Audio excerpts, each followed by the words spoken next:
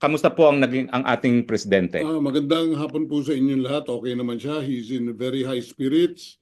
Ah, ano lang siya, naiisip niya ang mga sumusuporta sa kanya. Nagpapasalamat siya sa inyong lahat. Ituloy niyo lang ang dasal. Isa sa medyo namimiss niya yung kanyang usual na kinakain, yung tuyo, yung munggo, at higit sa lahat, yung piniritong saging. Yun ang nawawala sa kanya.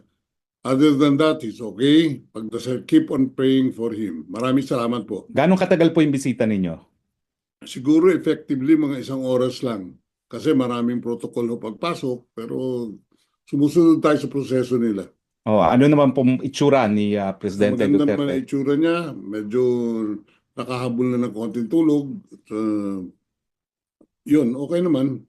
Meron ba po siyang mensahe para sa mga nagmamahal sa kanya dito sa buong mundo?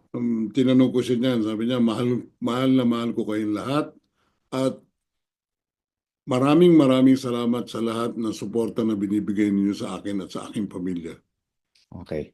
So, maraming salamat ES ha. Si ES po ay nagmamadali, nasa baba ng kanyang sundo.